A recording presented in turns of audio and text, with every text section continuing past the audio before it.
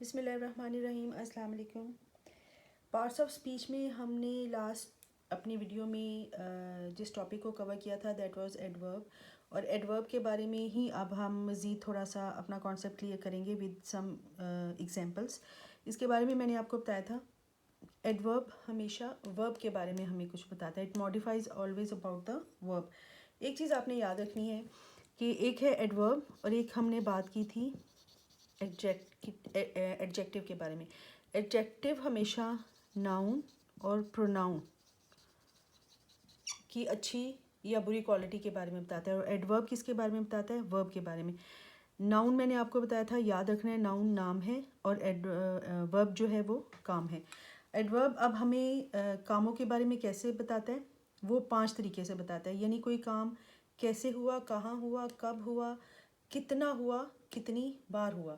कैसे adverb of manner को कहते हैं, कहाँ हुआ एडवर्ब ऑफ प्लेस को कहते हैं, कब हुआ उसको एडवर्ब ऑफ टाइम कहते हैं, कितना हुआ उसको एडवर्ब ऑफ डिग्री कहेंगे, और कितनी बार हुआ उसको एडवर्ब ऑफ फ्रीक्वेंसी कहेंगे। ये चीज़ें आपने याद रखनी है।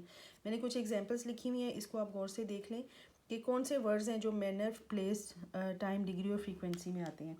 एडवर्ब ऑफ मैनर दोबारा से मैं आपको बता दूं, एडवर्ब ऑफ मैनर में कैसे कौन से काम होंगे जिसके बारे में हमें पता चले कि वो कैसे हुए हैं। एडवर्ब ऑफ प्लेस यानी काम कहाँ हुए हैं। एडवर्ब ऑफ टाइम यानी काम कब हुआ है। एडवर्ब ऑफ डिग्री यानी कितना, कितनी मिकदार कर लें या कितनी हद में वो हुआ है। और एडवर्ब ऑफ फ्रीक्वेंसी यानी कितनी बार कोई काम हुआ है।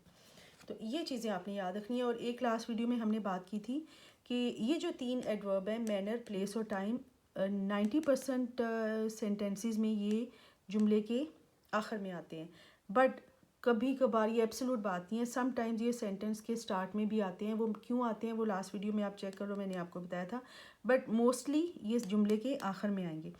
एडवर्ब ऑफ डिग्री और फ्रीक्वेंसी ये नॉर्मली जुमले के मिड में आते हैं, दरमियान में आते हैं, या सब्जेक्ट के बाद आते हैं। सब्जेक्ट आपको याद है, काम करने वाले को कहते हैं, तो ये तब आते हैं। लेकिन समटाइम्स ये जुमले के शुरू में भी आ जाते हैं, कभी कभार जुमले के आखिर में आते हैं, लेकिन वो रेयर केसेस में होते हैं। और वो कब आते हैं वो भी अगर आप लास्ट वीडियो देख लो तो आपको समझ आ जाएगी कि वो कब आते हैं।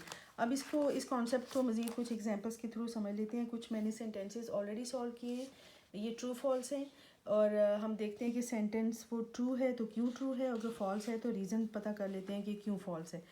ये कुछ सेंटेंसेस हैं, ये देखें।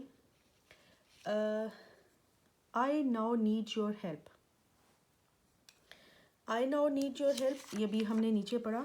नाउ एडवर्ब ऑफ टाइम में, यानी मुझे आपकी मदद की अभी ज़रूरत है, टाइम की बारे में बात हो रही है, तो I now need your time. Adverb of time हमेशा, अभी मैंने आपको बताया, 90% केसेस में जुमले के आखिर में आता है, तो ये सेंटेंस गलत है। इसका करेक्ट क्या हो जाएगा? I need your help now. ये कौन सा एडवर्ब है? Adverb of time. She speaks never truth. इस सेंटेंस में देखें क्या किस बारे में बात हो रही है? शी स्पीक्स नेवर ट्रुथ, वो कभी सच नहीं बोलती है। अब नेवर कौन से एडवर्ब में आएगा?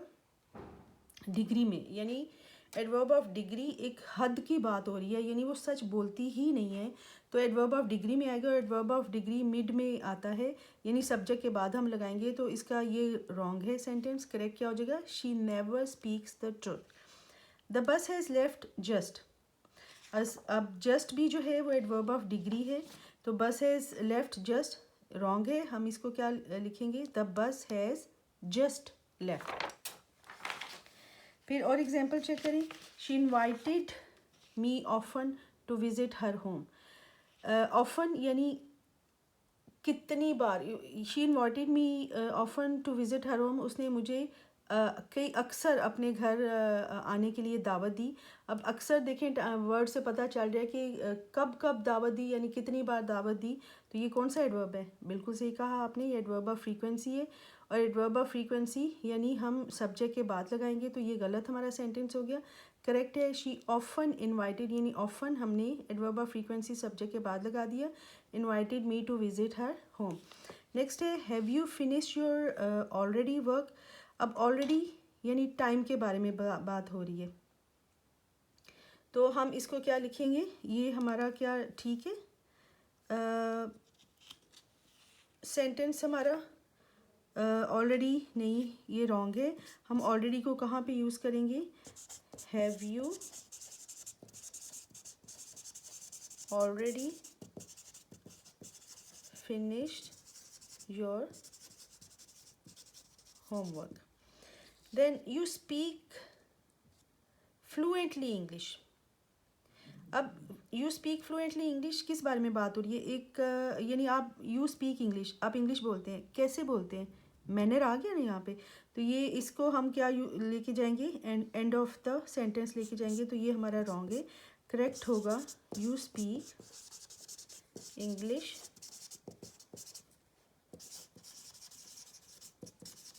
फ्लुएंटली।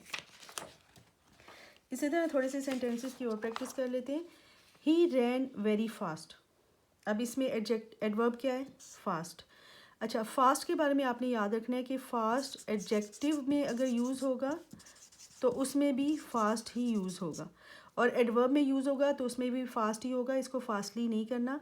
सिर्फ एक चीज़ जो टिप स्टार्ट में मैंने आपको बोली थी, वो आपने ये याद रखनी है कि जब फास्ट एडवर्ब होगा तो एडवर्ब का मतलब है वो काम के बारे में बात कर रहा होगा, और जब फास्ट एडजेक्टिव होगा तो फिर वो किसके बारे में बात कर रहा होगा? वो नाउन या प्रोनाउन के बारे में बात करें। यानी जब अल्फाज नाउन और प्रोनाउन को मॉडिफाई करें, उनके बारे में बताएं, तो वो एडजेक्टिव होते हैं, और जब अल्फाज काम के बारे में, वर्ब के बारे में बात करें, तो फिर वो एडवर्ब होते हैं। तो ही रैन वेरी फास्ट। फास्ट कौन सा एडवर्ब है? एडवर्ब ऑफ, यानी वो दौड़ा। कैसे दौड़ा? फास्ट दौड़ा। एडवर्ब ऑफ मैनर, बिल्कुल ठीक कहा आपने। तो ये सेंटेंस हमारा करेक्ट है। You sang nicely that song. You sang that song, आपने वो गाना गाया, जुमला ठीक है, लेकिन कैसे गाया? अब कैसे कौन सा एडवर्ब है? एडवर्ब ऑफ मैनर है। तो ये हम एंड में ले जाएंगे। हमारा सेंटेंस की फॉर्मेशन ये गलत है। हमारा करेक्ट सेंटेंस हम कैसे लिखेंगे? You sang that song nicely. She did well the job. She did the job, उसने नौकरी की, जॉब की। कैसे की? वेल, बिल्कुल डेफिनेटली ये भी कौन सा एडवर्ब आ गया? Adverb of manner. तो इसको भी हम सेंटेंस के एंड में ले जाएंगे। ये सेंटेंस हमारा रॉन्ग है। करेक्ट हम किस तरह लिखेंगे? शी डिड दैट जॉब, या शी डिड द जॉब, इसको भी मैं दैट कर दे, that job well. We usually visit our home in winter. हम आमतौर पे अपने घर सर्दियों में आते हैं। अब we visit our home in winter, हम सर्दियों में अपने घर आते हैं। कितनी बार आते हैं? यूजुअली, आमतौर पर। तो ये कौन सा एडवर्ब हो गया? Adverb of frequency. तो ये sentence adverb of frequency subject के बाद यानी मिड में लगेगा, तो ये सेंटेंस हमारा क्या है? करेक्ट है। अब एंड में मैं आपको कुछ सेंटेंसेस दिखाती हूँ। इसके बारे में आप वीडियो पॉज करके ख़ुद सोचें, और चाहे तो अपनी नोटबुक में इसके आंसर ट्राई करें, या फिर मुझे कमेंट में आंसर लिखें, मैं आपको रिप्लाई करूँगी whether the answer is right और रॉन्ग। ठीक है। I speak truth always. पहले तो आपने ये बताना है ये सेंटेंस राइट है या रॉन्ग है, और इसमें एडवर्ब मैं आपको बता देती हूँ। एडवर्ब है इसमें ऑलवेज। अब ये कौन सा एडवर्ब है वो आपने बताना है, और क्या ये एडवर्ब इस जुमले में ठीक लिखा हुआ है, तो सेंटेंस ठीक है या रॉन्ग है वो आपने बताना है। सेकंड हमारी एग्जांपल है ही शाउट्स लाउडली।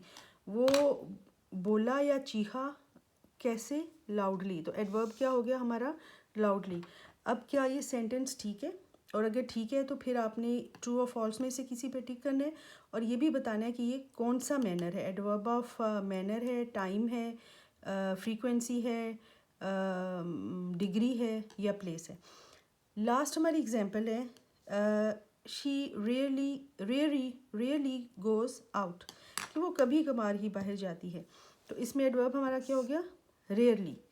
अब रेयरली कौन सा एडवर्ब है ये आपने बताना है, ट्रू और फॉल्स है ये आपने कमेंट बॉक्स में बताना है। और मिलते हैं अब नेक्स्ट टॉपिक में, नेक्स्ट वीडियो में। बहुत शुक्रिया, अल्लाह हाफिज़।